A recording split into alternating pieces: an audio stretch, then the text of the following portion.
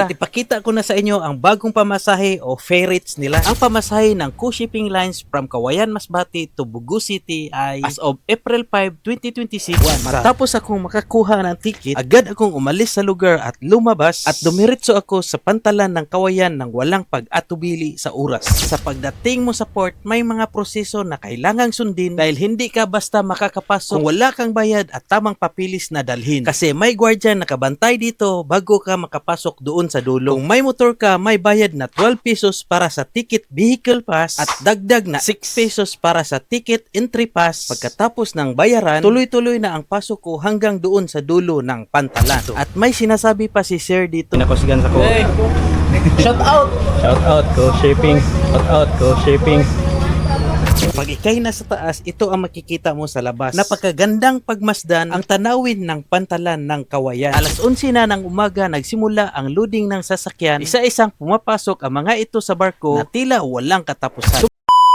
Yo, kumusta mga kamotor ko? May vlog na naman tayo. Samahan nyo ko sa bago na namang adventure. Ready na ba kayo sa bagong biyahe? Tayo na't mag-explore. So mga kamotor ko, ang vlog natin ngayon ay tungkol sa biyaheng Kawayan, Masbate patungong Bugu City, Cebu. Sa barkong shipping lines ng Ku. Tingnan din natin ang kanilang bagong ferries o pamasahe. Kung akala mo ordinaryong biyahe lang ito, mag-isip ka ulit dahil may twist ang kwento ko. Dahil sa isang maling timing lang, muntik na akong ma-stranded sa biyahe ko ngayon dito. Araw ng linggo, April 5, 2026, nagsimula ang kwento ko sa kalsadang tahimik habang umaandar ang motor ko dito sa Kawayan. Kahit mainit, ramdam ko ang hangin na malamig. Hindi lang ito simpleng ride, kundi isang misyon na kailangang tapusin dahil bukas ay Lunes na agad, trabaho ko ay kailangang harapin. Kaya kahit weekend, walang pahinga ang katawan ko sa biyahe dahil ang nasa isip ko ay nakatutok sa ticket na kailangan kong makuha agad sa araw na ito at makabili. Sa bawat liko ng daan ay may kaba at pag-asa akong dala dahil baka maubusan ako ng ticket at hindi makaalis agad sa isla. Habang papalapit ako sa ticketing office ng Ku Shipping Lines, bumibilis ang tibok ng puso ko sa kaba dahil alam kong maraming tao ang uuwi rin matapos ang Holy Week na pista. At pagdating ko sa ticketing outlet, tama nga ang hinala ko, marami ng tao. Siksikan at pila ang sumasalubong sa akin, tila ba walang pahinga ang galaw ng mundo. Iba't ibang mukha ang nakita ko sa pila na mahaba. May estudyante, may pamilya at may empleyado pagod na galing sa bakasyon. Lahat kami ay may isang goal na makabalik sa kanya-kanyang destinasyon. Dahil bukas may panibagong laban na naman sa trabaho at edukasyon. Habang naghihintay, unti-unting gumagalaw ang pila namin sa init. Kahit pawis na, tuloy lang dahil ang mahalaga makakuha tayo ng ticket. Mahigit isang oras din akong pumila dito sa ticketing outlet nila. Buti na lang nakakuha tayo ng ticket na isa. At ipakita ko na sa inyo ang bagong pamasahe o ferries nila. Ang pamasahe ng Ku Shipping Lines from Kawayan, Masbate to Bugu City ay as of April 5, 2026. Sa regular tourist ay 720 pesos. Sa senior citizen student tourist ay 576 pesos. Sa minor o bata tourist 360 pesos. Sa AFP, PNP, BFP, BGMP tourist ay 648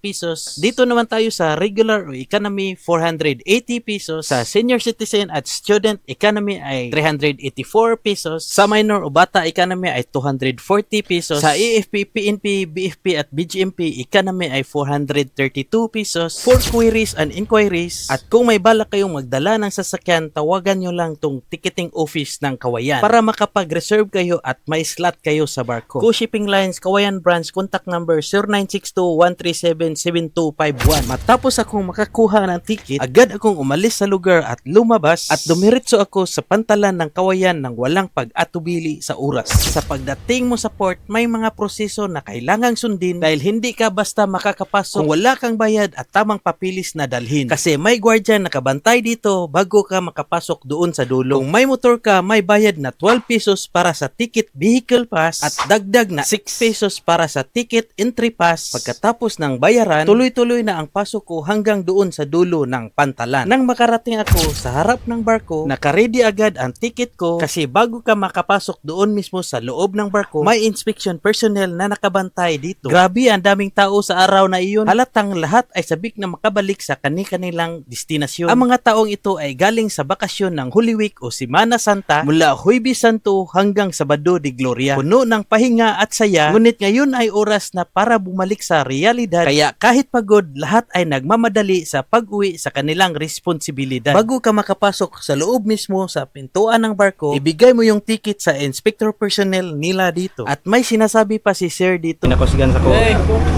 Shout out. Shout out ko shipping. Shout out ko shipping.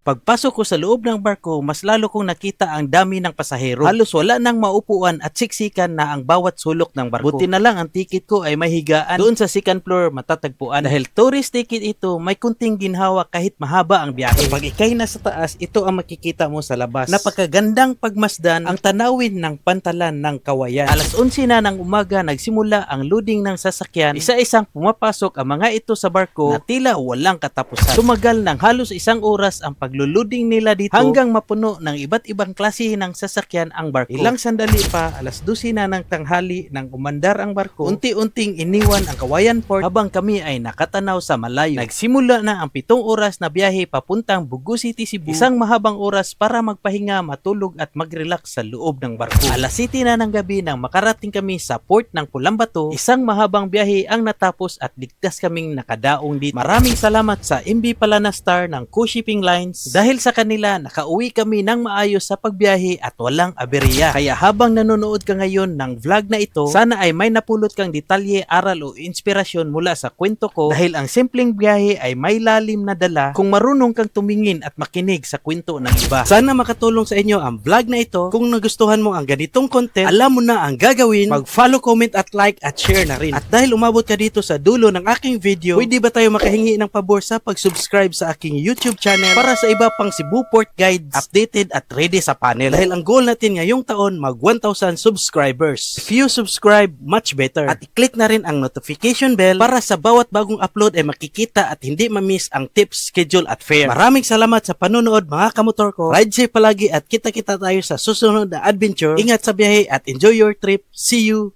Peace out.